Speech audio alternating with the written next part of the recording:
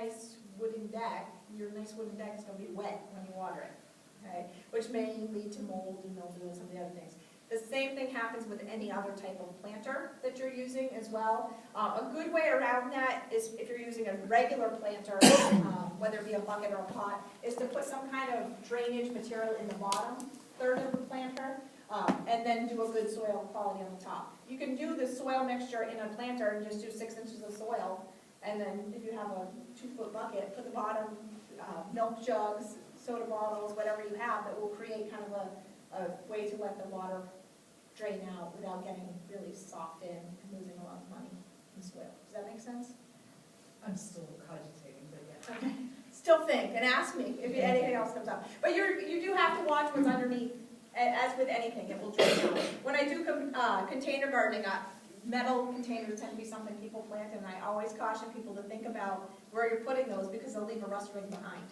So if you put a nice metal container on your nice wooden deck, you will have a nice rust ring for the rest of your life. So it's just something you have to think about. There's always drainage with every container. I'm envisioning one of these things with the frames and saying, okay, I gotta have something underneath it, but if I'm gonna put it on the deck, and what do I put underneath it? I'll show you an example of one that's up on legs on a deck at the end here. And plywood is basically what you can put underneath it to give it that good sturdy, and then just drill a hole. Okay. And what I would do if I was doing something up on a deck, in order to keep the soil in when I drill the hole, I put just a thin landscape fabric down on the bottom of the box before I put the soil in. So that will allow for drainage, but your soil isn't going to be dripping out as well. So it would just be like it's dripping water. Does that make sense? The aisles. This is an example of a garden going in and an example of it in full bloom. The aisles between a square foot garden are 3 feet wide. Much different than the 12 inches we typically give in a traditional garden. Why would we give ourselves 3 feet of space? Drive your tractor. So you can drive your tractor and just look at your nice things that you don't have to take care of. You absolutely could drive a tractor through there. Why else would we choose? Wheelchairs, okay, accessibility to get in and out, wheelbarrows, okay. If you are actually going in to pick something, I hate to tell you, you do not take up just 12 inches of space when we bend over, okay? We may take up 12 inches of space when we're standing up, but when we bend over, we become much bigger. And if you think about this in a traditional garden, you're trying to pick the green beans, and you sit down and bend over, and you lose your balance, and you just squash something behind you. And then you try and fluff it up and make sure nobody knows that you did it, right? 3 feet of space just gives you plenty of room to go out. I told another group the other day, you could just go out here and lay down and take a nap because there's nothing to do really in your garden. But you could go and enjoy it. So eat some green beans while you're taking your nap in that 3 feet of space, okay? But it really is to be able to allow for movement and accessibility between the boxes. Also really important for airflow. Plants need airflow in order to not get moldy and mildew. You're putting a lot of plants in a small spot of space. So therefore, we need to have air being accessible from the outside so that we have good airflow, pollination, and everything else. The aisles, what we put on the aisles, I generally recommend that you don't keep them grass. Why would we not keep grass there? Grass goes up underneath and... It does. It does. And if you ever have seen a raised bed, you'll see it like a raised bed when they start spurting grass out towards the sides. You get these big tufts growing where you thought there was nothing. Okay, so grass will infiltrate a box in no time flat. Yeah, if you planned on mowing it, you're going to have to get a lawnmower in there, and then what's going to happen to those grass clippings? Right in your bed, and now we have weeds again. Okay, so in mine, as I said, I have cardboard around the whole area, and I just put shredded bark down. Very inexpensive. You get truckloads of shredded bark for $20 or so, depending on where you are. The first picture I showed you on the front was cobblestone. Very nice, very expensive. Okay, so depending on how much money you want to put into it, you can put crushed stone, you can put pea stone, you could do brick, you could do really anything that you think looks nice and fits your landscape. Bark works in ours probably easier than anything. The soil, as I said, the soil does not matter what you start with because you have to start from scratch. If you want a true square foot garden, you will have what's called Mel's Mix. Kind of dorky, he named his own soil after himself, okay? It is very easy to make. It can be also very expensive to make. And I will tell you how not to do it right off the bat, okay?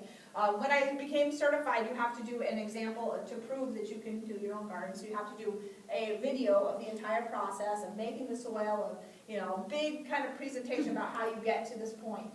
So I went out and bought a tri-town area out of vermiculite. Anyone ever heard of vermiculite? Yeah. It's expensive in little tiny bags, okay? It was about $15 to $20 for a small bag at most of our little True Value and Farmers Unions around us. And I drive all the time, so I was stopping at every single place I could think of to get little bags of vermiculite. That is not what you want to do, okay? Hundreds and hundreds of dollars you will spend if you do this. Bad idea, okay? For those of you who don't know what vermiculite is, it's harvested through mining, okay? It's a very light, airy material. They use it in insulation sometimes, so if you go to a masonry store, sometimes you'll see big bags of vermiculite. Perlite is the other name of a type of vermiculite. Perlite tends to be the white, small, little round things you see in a potted plant. So if you dump a potted plant out, it looks like styrofoam, okay, that would be perlite. Vermiculite tends to be much more coarse, kind of jagged looking. It has some quartz in it, which is that nice shiny rock, and it really does look like styrofoam. It's really what it looks like. It's very porous, very aerated. It got a bad rap probably in the early 80s, late 70s. When they were mining it, they hit a vein of arsenic in the mine, and it killed a whole bunch of people. And so they instantly associated it with vermiculite is toxic, it's going to kill a bunch of people, stopped selling it, pulled it from every store shelf there possibly was, took it from all the garden supply stores. And come to find out it wasn't the vermiculite, it was a vein of arsenic. But it never really came back because everybody had this fear in their heads that it was going to kill them. Okay? Vermiculite is completely harmless. It will not hurt you at all. If you breathe it in, it gets really nasty in your mouth, but it's not going to hurt you. It's just like any other chalk-based kind of product. So of course vermiculite is really good for any garden, but especially in a square-foot garden because it keeps the soil nice and aerated, very loose. So when we're not standing on soil, when we're not compacting it down, you can literally put your hands in and it will fluff up. Okay, beautiful soil. You don't have to weed it. If you have a weed, you use your 2 fingers and you pull it out. And that's it. It doesn't disrupt anything around it because there is nothing tied into it. So that will keep the soil very loose. Peat moss, you buy in a big bale of peat moss, keeps water in the soil. So if for some reason you've forgotten to water, it'll help. So where do you? I knew you were going to ask that. I was going to come back to that. I was coming back to that, but I'll tell you now. Where do you buy vermiculite? Very good question. The cheapest place you can find it is typically in a local greenhouse or garden supply store. So where's your local Skillings? Okay. And don't go into where the shopping section is there. Go to where the contractors buy things, or ask them at the front desk, do you carry coarse vermiculite? I typically go to Longfellow's in Augusta, which is a fantastic little place, if you've never been there. And after I bought the tri-town area of small bags, I went there for something else. I said, you guys don't happen to carry coarse vermiculite, do you? They said, sure we do. How much you want? 20-pound bag, a 50-pound bag? This stuff, it weighs nothing. So a 20-pound bag is literally as big as I am. Takes up the entire back seat of my car, okay? That was plenty. That's all I really needed. One 20-pound bag of coarse vermiculite from a landscape or a garden supply store is typically, I think at Longfellow's it's like $25. Same I was paying for a tiny little bag in a typical garden supply store. So that's what I recommend that you do, is call them up. If they don't have it in stock, they typically can order it and get it for you within a week from their suppliers. So call and ask. You want coarse vermiculite? If they try to sell you perlite, say, no, I really want the coarse vermiculite just because it will give more aeration. If perlite is the only option, it's okay, but vermiculite will give you a much better aeration of the soil. Okay, so that's how you save a lot of money. You can also buy it. My husband actually works for a manufacturer, and when they were doing construction, they dump everything in this landfill to go somewhere, and he went out in those bags of vermiculite that they hadn't used in the insulation. So he brought back, I think, 15 bags of vermiculite that they were just tossed. So if you go to a contracting store, look at the insulation place, they tend to have big bags of vermiculite for insulation purposes, or in a masonry type store, they may carry it for very, very inexpensive. It's all the same stuff. It's all the same stuff, yeah, all the same. So that's how you save money on that, okay? Peat moss is pretty inexpensive. I think it's like $8 to $10 for a bale of peat moss. And then compost. If you make your own compost, it is probably already blended. meaning you have a little bit of grass, you have a little bit of kitchen scraps, you have a little bit of leaves, you have a little bit of everything in your compost. That is well blended already. If you go to some place like Home Depot and you go to their compost aisle, you'll see a bag of mudu, a bag of seaweed compost, a bag of peat moss compost, a bag of, you name it, it's composted, okay? In that case, what you would do is buy a bag of each one and mix them together. You wouldn't just buy 5 bags of mudu because it's all going to have the same nutrients. So you would have 5 times the amount of nitrogen, 5 times the amount of potassium, but you wouldn't have anything different. Does that make sense? So we would look for the variety of compost to put together. I actually found a place that sold compost by the truckload last year. Again, it was another garden supply store, and I think it was like an Agway, maybe in Gardner. It was just some place I was driving through and someone had told me about it. And it was about $20 for a truckload of compost. Whereas you're buying a bag of compost for usually $10. Okay, so look around, there's ways to save money on compost as well. If you make your own, even better. Okay? If you're doing a lot of gardens, which is what I was doing last year, I needed a lot of stuff. So that's why I was buying things by the truckload and buying things by the 50 to 100 pound bag full. But if you're just doing a small amount, don't spend a lot of money on it. Okay. Any questions on the compost? Okay. What you do, you mix it all up. When I make mine, I make it in a huge tarp, and I add 1 bag full or 1 scoop full. I usually use 5-gallon buckets. Fill up the buckets, mix them in, and then as it gets bigger, I just start folding the tarp to get it all well mixed. You put it in your beds and water it down so that it has as much water retention in it before you start planting. Okay? If you're planning on doing one and you say, I don't really need all of this compost and all of this vermiculite, but it's much cheaper to buy in bulk, find someone else who wants to do it and split it with them. When I mix mine, I usually charge my sister for half of it and then bring it to her house. She uses it quite easily. Yeah. Do you ever just, if you have extra, put it down like on your flower garden? I've done that in, around my rock wall. I had a little bit of extra. And sometimes I just take vermiculite and mix it in with the soil to keep it aerated. So if I tend to have a lot of clayey soil around my house, so it helps with the aeration and to keep that a little bit looser. So I use it everywhere. In my other beds that I didn't remove all the soil from, I took down the top about 5 to 6 inches of soil, put it in the compost bin, and replaced the top with the Mel's Mix or the squirrel gardening soil. The weeds still came up through it, but it started off good. So that's the soil. The grid, this is what makes because what do we have in that picture?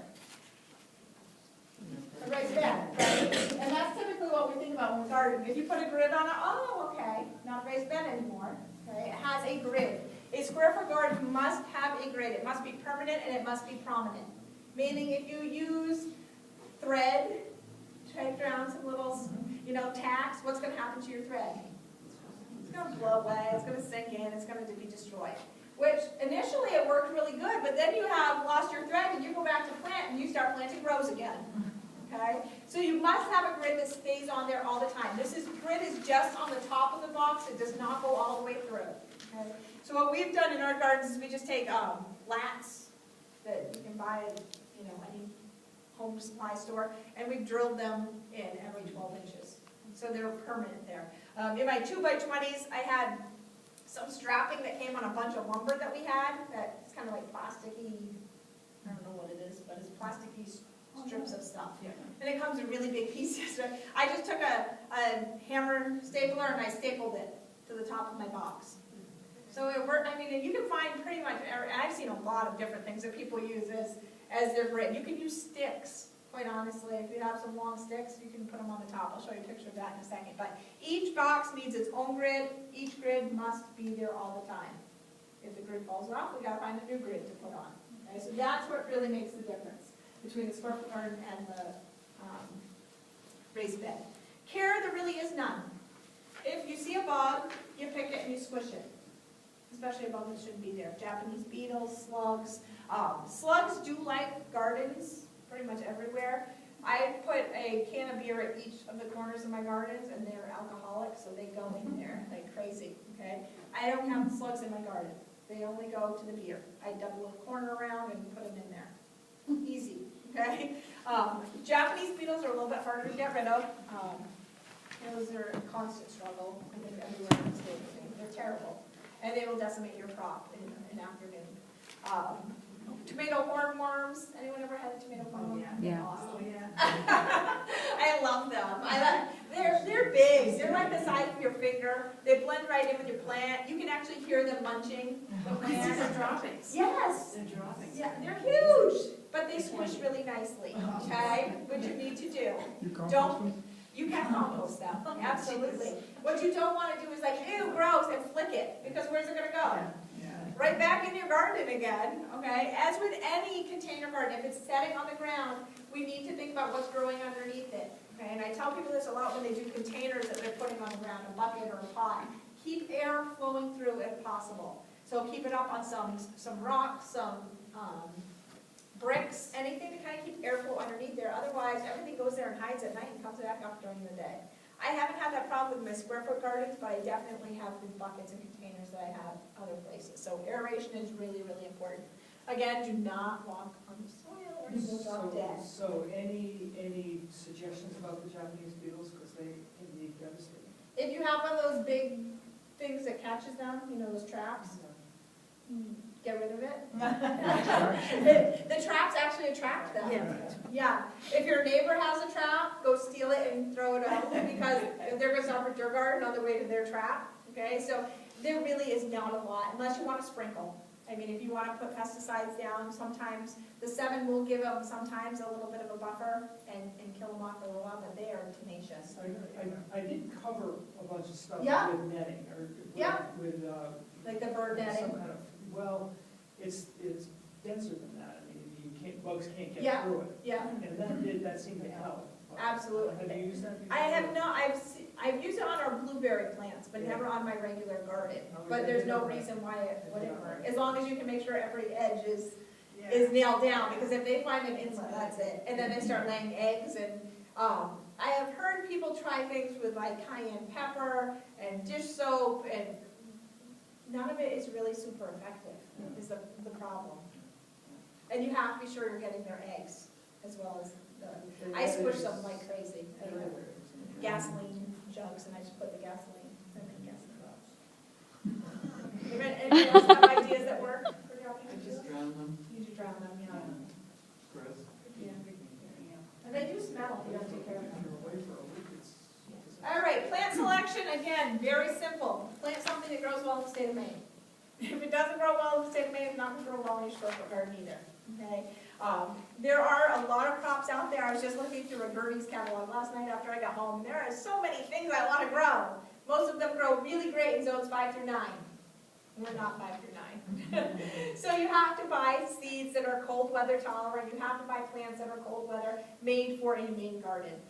And I do have handouts, not in these packets, but if you want them, I can definitely get them for you, of some varieties that grow well in a Maine-based garden.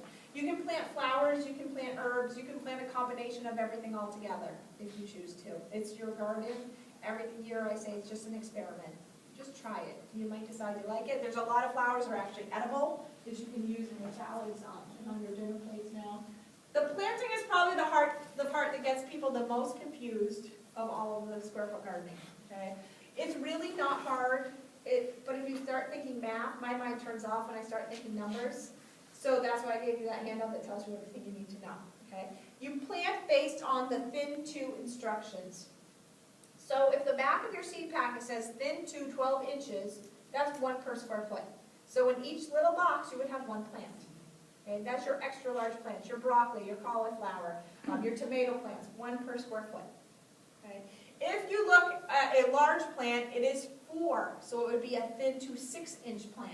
That, if you look down here, we have,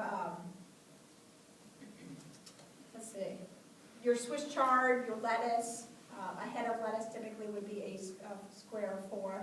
So it's going to be the medium-sized plants. Okay? If it says thin to 6 inches, 4 per square foot. If it says thin to 4 inches, that's 9. So that's your green beans. Even your bush beans, you can put 9 per square foot. You can get a lot of beans out of a square foot with 9 plants in it. And they do, I mean, I had a bed full of green beans and yellow beans last summer, and it was full. It was absolutely full. But I got, I don't know, 50 pounds of beans, I think, off that little tiny garden in one picking. And as with anything, if you pick early and pick often, it will keep producing for you. Okay, so you can definitely get more than just a little bit out of one garden. A small plant would be thin to 3 inches or 16 plants. So that would be things like your radishes. Okay, some onions, the small onions or the chives, your herbs, like the cilantros, I tend to plant in small little bouts like this. Okay, so that's what those spots up there mean. You can, as I said, plant vining plants as long as you trellis them up and out of your garden. And this is a kind of learned by doing it the wrong way lesson. Think about how big the plants are going to get before you put them in. Because if you have a square here and the sun comes up here, where should your tall plants be? Here, okay? Not here, because what's going to happen? They're going to shade everything, okay? Lesson learned. After it's this big, you can't really move it, so you learn a lot, yeah. But from experience, those things that grow up, you can put them on the north or the back side of the garden, they want to grow towards the sun. So They they're do. gonna grow out that way. They do, absolutely. Which, that's when sometimes trellising, or I have those stakes everywhere in my garden, and I tie them with nylons. I just tie things up to nylon, because it's very pliable, and everyone has, lots of useless nylons around their house. If you don't, you can buy a pair for like $1. And it will last you years, because you just need a strip, and that's it. And you can just tie them up that way, and then they're flexible. They will grow with the plant, so they'll expand, so they're not tying it off sometimes like you would with hard plastic or a rope that would really cut into the plant. But I trellis it. I tie everything in my garden. I also vine a lot of things. So I have spaghetti squash that I vine up and out of the garden. And I have, as I said, to protect it from critters, all of my gardens have chicken wire fences kind of built around them. My husband is kind of handy, so he made me these little edges. And at the top, they just have a hook and eye latch. You open it up and it falls over and you can get into your garden. There's one side that I never open up because that's where I put all of my vining crops. So the spaghetti squash will vine up through the chicken wire. The green beans will vine up through the chicken wire on that side. So it kind of creates a nice barrier on that side as well. And then things grow from each side of it. And you can pick from the outside, you can pick from the inside. You can still get in from either side, so you're not really creating too much of a barrier there. But if you vine things, and this is a fun little experiment if you actually grow anything, and it doesn't have to be a square foot garden. If you start seeing a vine start shooting off, start trellising it up to something, that vine will get as thick as it needs to be to grow whatever size fruit it wants to. So you can have a 25-pound pumpkin hanging 10 feet up in the air if you find it early. Amazing things you can do with gardening. If you ever have the opportunity to go to Disney World during their Plant and Garden Festival, which I think is like May or sometime. I just happened to be there one year, years ago, and I went on this underground tour of how they do, and they grow all of their plants on site. And they have hundreds of pumpkins hanging from the ceiling, that they're all growing hydroponically, all the vines, and you have 20 to 30-pound pumpkins hanging upside down there. And they're all in these Mickey Mouse containers, so they grow like Mickey Mouse. I mean, they're very ingenious planting, and they've thought a lot about things, but you can find anything up and over. My challenge is to create like a nice canopy walking into my garden area with pumpkins hanging over people's heads. I think it will keep a lot of people out. Just a challenge, see if I can do it. But I haven't done it yet, but that's my goal. I've done a lot of squashes and different things that hang, and they absolutely will hang if you find them. Just change the subject a little bit, but in each of the squares, Mhm. each of your little plots, that's only one variety. You can only plant one thing in each one. You don't mix them at all. Is that You correct? can if you want to. There's nothing telling you you can't, as long as it's the same spacing instructions. So if you want to plant a orange carrot and a kaleidoscope carrot, and they're the same thinning instructions, you would just plant them the same way and get a little bit of each. Yeah. So you can mix and match as long as the spacing is the same. So I'm going to show you what you can get out of a garden in one planting. Okay? I'm not sure if this is even packets or not. Oh, it is. Yeah, we did it. So one head of cabbage, one head of broccoli. Now, keep in mind it says one head, but if you keep picking broccoli, it will keep producing. So one plant of broccoli may give you 15 heads of broccoli throughout the season, depending on what kind you got, what variety, how good the summer is. One head of cauliflower, okay? 4 heads of romaine, 4 heads of lettuce, both red and green, 5 pounds of sugar snap peas in one section, 4 bunches of Swiss chard, 4 bunches of spinach, 16 small ball carrots. Ooh, remind me to talk about carrots in a second. 16 beets, 4 bunches of beet greens, 16 long carrots, 16 radishes, 16 small onions, and 1 green pepper. When do we plant radishes? In the spring, right? As soon as we can get in the soil. When do the radishes come? Very quickly, right? Within a couple weeks, you've got radishes. So now we have an empty space. We can plant something else in there. You can plant more radishes, you can plant herbs. So every time you're harvesting something, well, now we've got a whole new garden we can plant. You take a scoop of compost, you add it to that square, and you replant it with whatever you choose to. You still want to keep in mind crop rotation, meaning moving things around as much as possible. So if you have one garden where you had tomatoes last year, next year move the tomatoes somewhere else.